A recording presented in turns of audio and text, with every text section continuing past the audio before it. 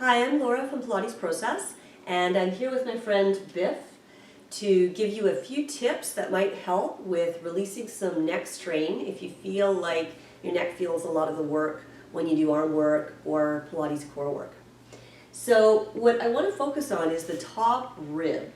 So we think of our rib cage down here, but if we look at the skeleton, it's this very small circle by the time it gets up to that first rib, and it's really high up. It comes up above the collarbone, above the clavicle.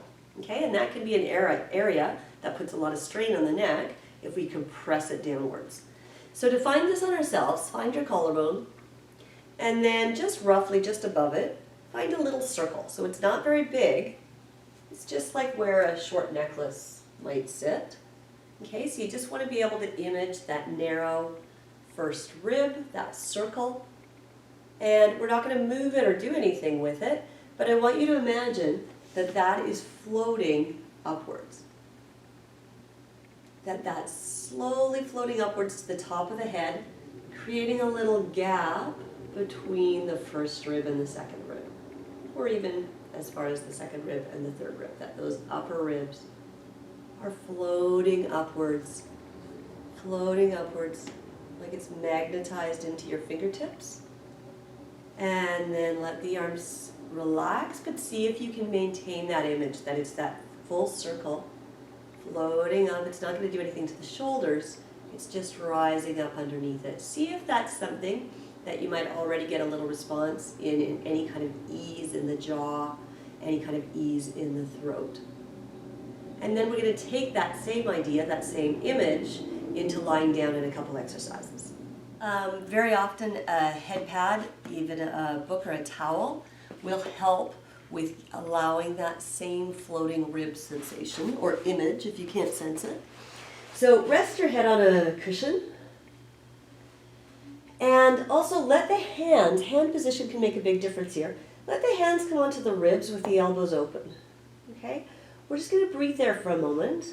The jaw is going to be straight up to the ceiling. And see if you can get an image of that same idea, that top rib floating to the top of the head, floating continuously upwards. And kind of the weight of the body here, we'll want to drive it up as well. And sometimes what we do is we sense that, and then we compress the ribs down, thinking we have to keep the shoulders down and stable. But if you try that, if you try and pull the shoulders down towards your hips, you might be able to sense how that can often bring on extra neck tension. So we're going to let that top rib float up. Keep the hands here. And we'll just do a few little core exercises, just letting a knee open and come back, and the other knee open. And see if you can keep a sense of your core stabilizing, but still allow that rib to float up. The hand position can make a big difference. If we have the hands at the sides, it's going to make us want to pull the shoulders down more and stress the neck even more. So let's keep the hands there. It might feel kind of sloppy to you if you're used to pulling the shoulders down. Okay, so from there, another thing we can think of is when we go into deeper core work, something like toe taps or both legs extending, often it will help to have the arms up, okay? Taking the arms out of that extended position, floating them up, same idea, the collarbone's floating up, and that top rib, just that image. See if that helps you as the arms stay here for something like toe taps, something like hip rolls. And if you really do tend to pull that down, you'll probably feel the tendency to grip under the arm, okay? You can even do it with arms straight overhead. It takes a little bit more core, but sometimes that's a freer neck position. And then bring the arms back down. Another position where that image might be helpful is when you come into quadruped or 4-point kneeling. So when we're kneeling, there's a tendency to stabilize with that same downwards pull. And I'm not saying the shoulders have to be hiked up, but you don't want to overly compress down.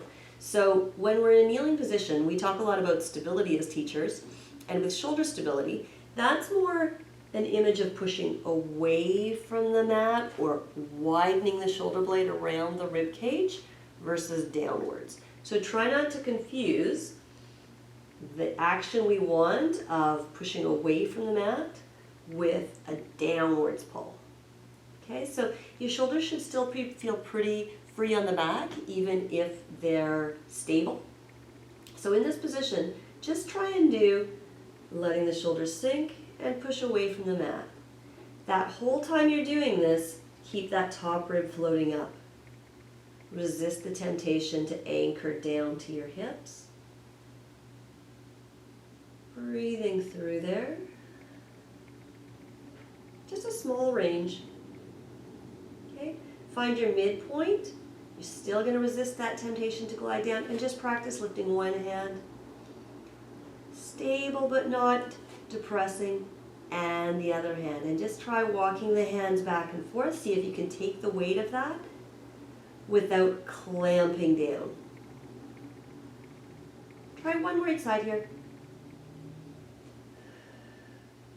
And rest. And play with that a little bit. See if that allows a little bit more freedom throughout your workout. Thanks.